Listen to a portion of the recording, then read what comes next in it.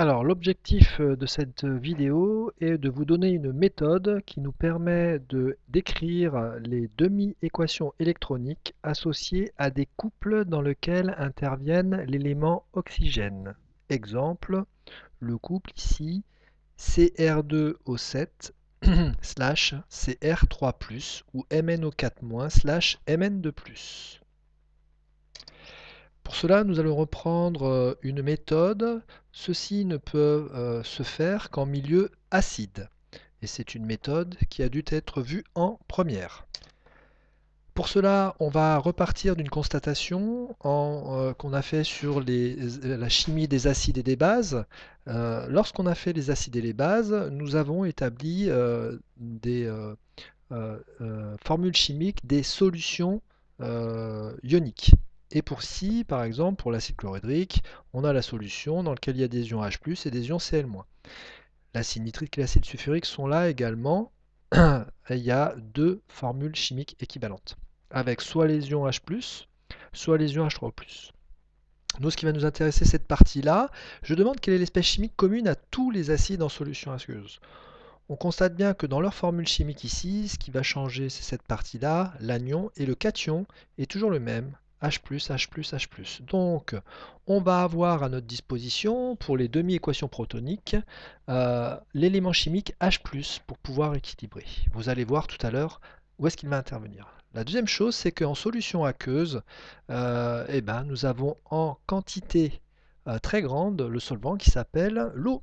Et donc nous aurons à notre disposition également l'élément chimique H2O pour équilibrer la demi-équation électronique. Alors, au final, on va retenir une chose, on trouve dans une solution acide des protons, effectivement l'ion H+, c'est également la même chose qu'un proton, ainsi que des molécules d'eau qu'on appelle, enfin dans la formule chimique est H2O.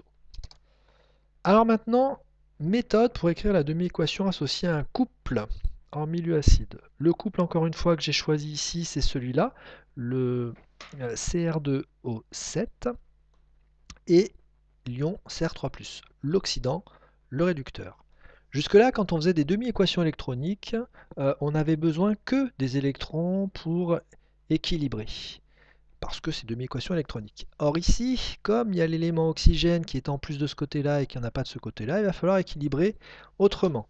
D'accord? C'est-à-dire faire intervenir les ions H+ et les molécules d'eau pour équilibrer.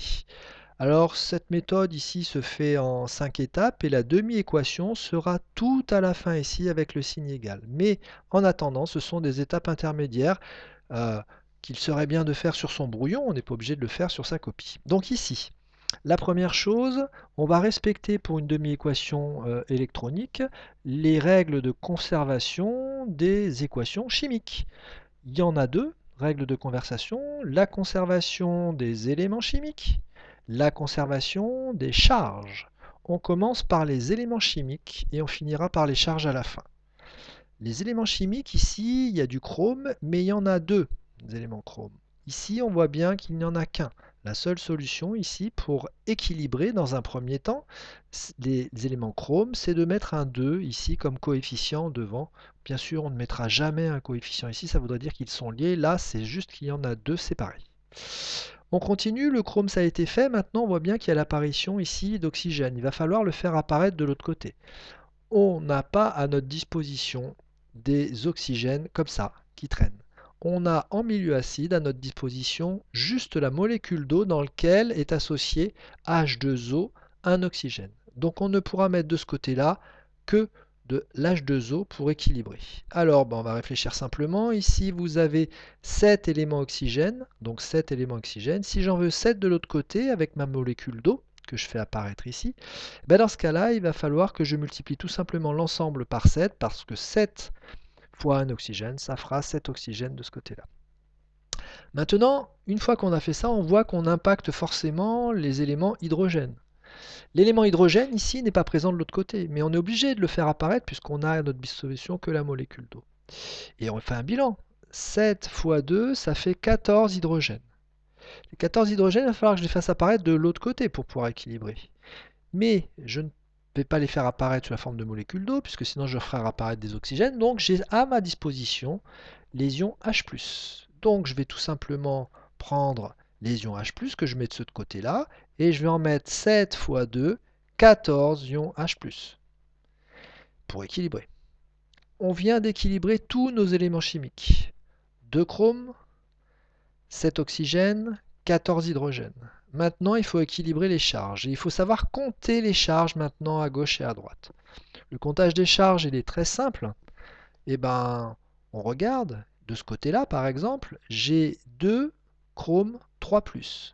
Je multiplie donc 2 par 3+, ça me fait donc 6 charges positives. De ce côté-là, ça me fait plus 6. Une molécule a une charge nulle, donc ça c'est 0, plus 6 plus 0, ça fait plus 6 en tout ici, sur cet élément-là. Maintenant, je suis de ce côté-là. Attention, ici j'ai 14 plus, donc ça me fait 14 plus. 14 plus, et ici de ce côté-là, je n'ai uniquement que 2 charges négatives. Donc plus 14 moins 2, j'obtiens ici 12 plus, 12 charges positives. 6 charges positives, 12 charges positives. Il va falloir que de 12 plus, je passe à plus 6. Bah, c'est comme un ascenseur, pour passer de plus 12 à plus 6, il faut que je redescende de 6 étages. Donc il faut que je mette 6 charges négatives. Qu'est-ce qui va m'apporter des charges négatives? Eh ben, c'est les fameux électrons. Donc je vais apporter normalement, si je ne me suis pas trompé, 6 électrons. Donc je réécris tout et là j'écris sous la forme d'une demi-équation électronique plus en électrons 6. Et là on a bien le bon compte de charge à gauche et à droite et le bon compte d'éléments chimiques à gauche et à droite. Il faut donc suivre toute cette procédure-là pour arriver au résultat final qui est là. Dans ce résultat final, ce qui compte uniquement en termes de couple oxydant-réducteur, c'est bien ça et ça.